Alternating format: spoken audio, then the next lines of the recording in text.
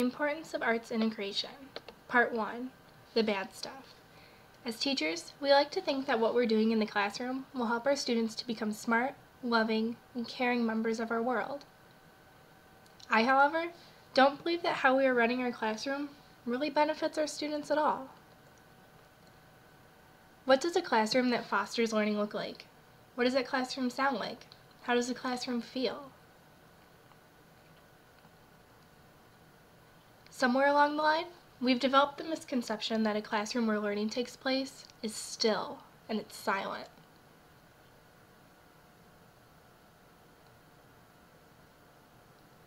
Instead of creating learners, I believe we're creating mindless zombies in the classroom.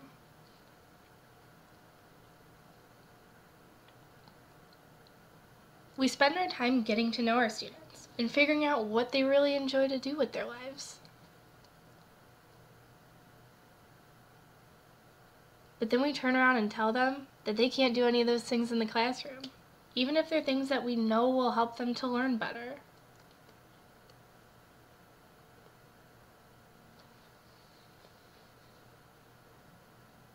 If we don't allow our students to do the things they need to do in the classroom, then where will they learn?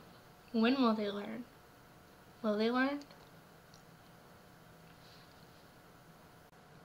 We give our students piles and piles of worksheets to read and fill out, and we cross our fingers that somehow they'll learn something from completing them.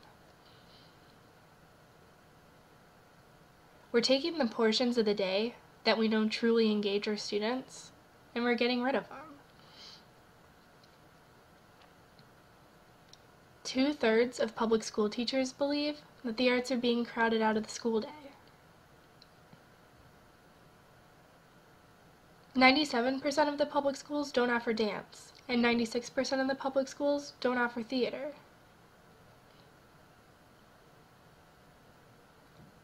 We say we want our students to be successful, yet we take away the tools and the subjects they need to become successful.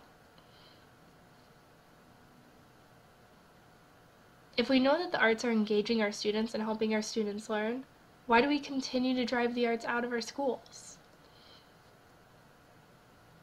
One of the biggest issues with schools offering the arts is the money that goes into it. The arts are almost always the first thing to go when a school begins to make budget cuts.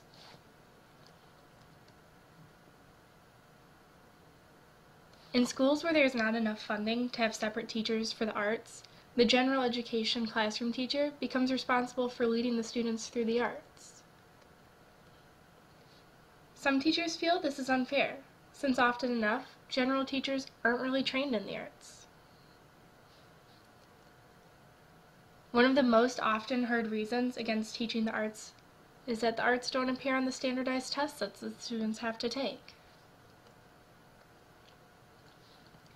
Even though there are teachers that see the value in the arts, they're not confident enough with their abilities to teach the arts and to teach through the arts.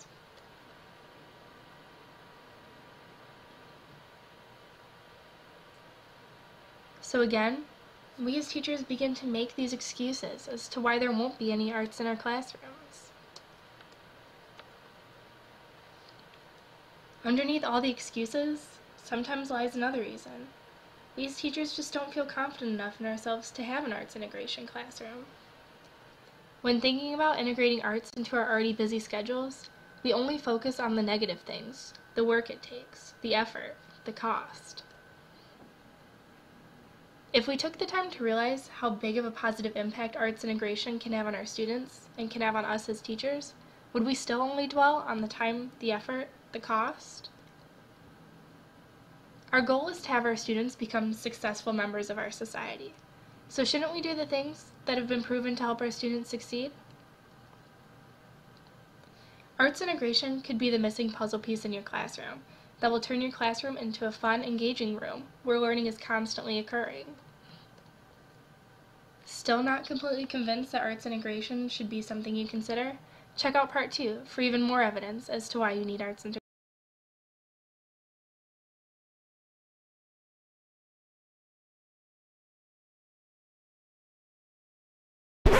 created using Powtoon.